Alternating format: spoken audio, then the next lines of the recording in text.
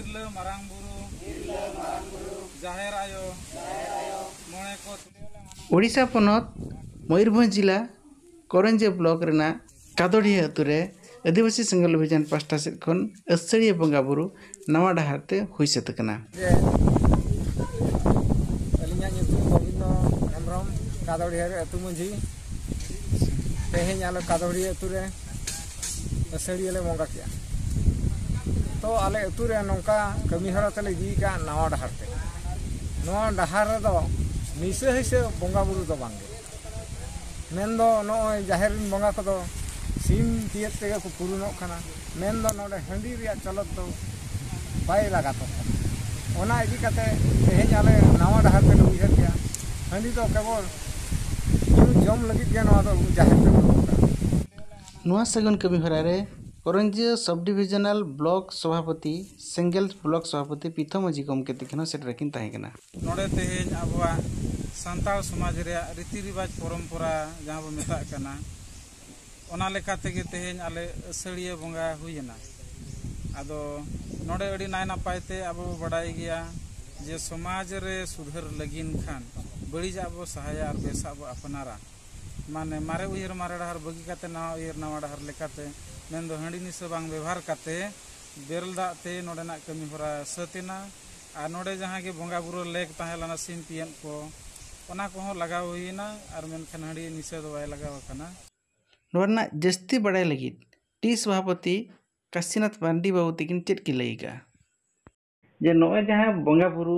जहां पे वायरल या नो चेदा पे वायरल या चेट नो तलारे नो भितरे चेत रहस्य ताहेन कना नवा बंगा बुरु वायरल ना उद्देश्य तो नवा कना जे अबो आदिवासी सांताल को जहां तिना गे उन सेदाय खन जाके जुग जुग खन बो बंगा आगु कना तो जहां गे जहां लेका के बन बंगा आगु कन ओकोय ओका लेकाना चेदे बंगाएया ओना रे दमा ओता इते कथा बांग कना बंगा बुरु रे मा तो आले उद्देश्य तो नवा कना जे दिसम हर नवा को नेलमा जे मिटा मारेना खन नवा लेकाते माने जहां बो मेना अंधा पतियो न्यूतत खन अब मार्शल ते बो हिजुक कना उद्देश्य दो नवा कना जे उन सेदाय खन अब हन ओय हंडी को बो बंगा आगु का मांग खन ना आर नितोंग अब दो नवा गे माने बंगा बुरु सोशल मीडिया रे नवा गे वायरल रेना उद्देश्य दो नवा कना जे नवा डहार लेकाते मेनखान अब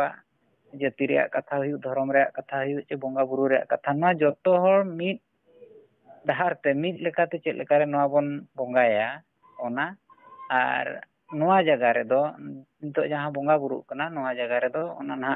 हंडी बदल ते नितो दो बेरला तेके बंगा बुरु जता कमी हरा हुयुक कना आपे आर आले रेना नवा मा मेन लेखात मा मिट लेकाते मा अडी गान हर अडी लेका नवा मिटांग अड़ रेना व्यवहार नवा मिटांग आड़ांग अडी एटा लेका के बुझवा आले आर आपे इखन हर दो ना बो इनकू कान गया तो होय आलेया मेन दो तेहेन आले होले सांताल कान गया तो आलेया मेन दो जेहेतु जहां तिना बड़ीजा को ताहे कना जहां तिना बांग बो कुसिया कना ओना को सुधर रे आबो जे आबो दो नय बेरला तेबन बंगा बुरु कना आर माने उड़िया ता को मेन गा जड़ो ही जीवन अदो ओना लेकाते आलेया मेन जे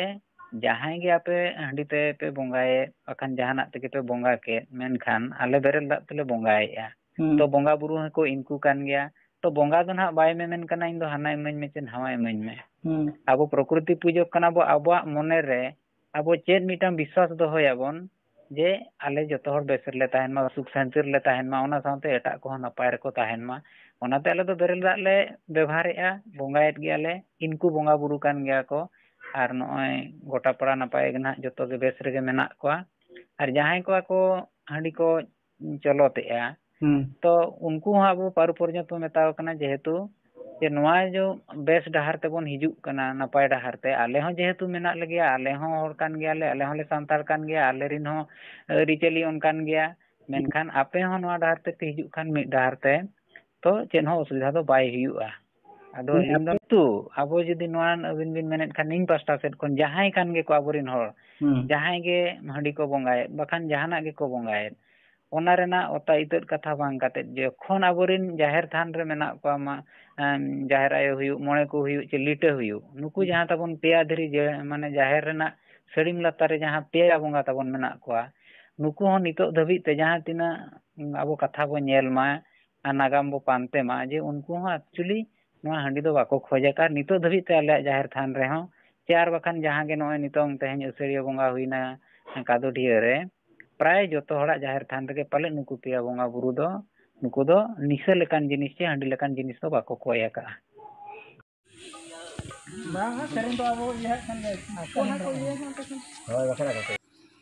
उड़ीसा पोनत ढेंकाना जिला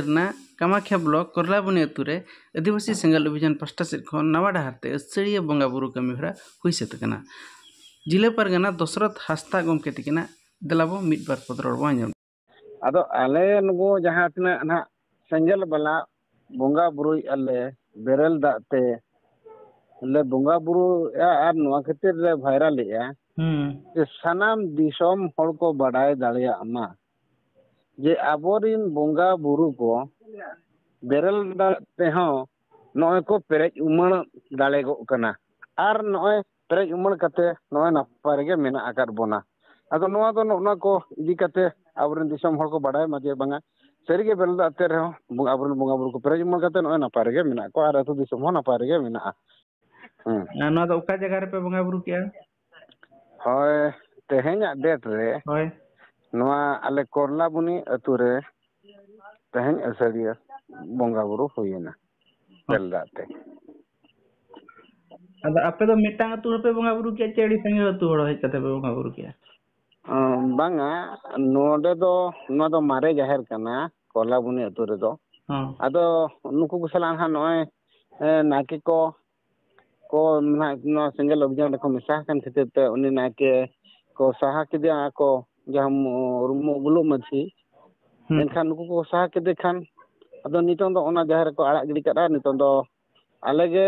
नितों दो ओना सिंगल जाहिर लेका तले नितुम किया अदो आले समुंग दो बांगे अदो नोआ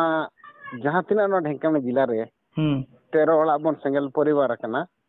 अदो उनको 13 ओड़ा दिन को सेटल करते थे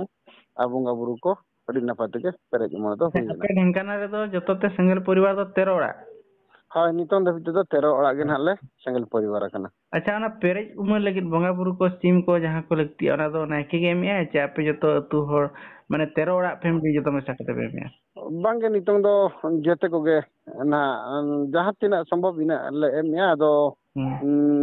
ओडे तना रोड तगेले पटाय जे बंगा निना गे आर निना कम गेला दो निना तगेले माले पेरेज उमण पिया तो निगा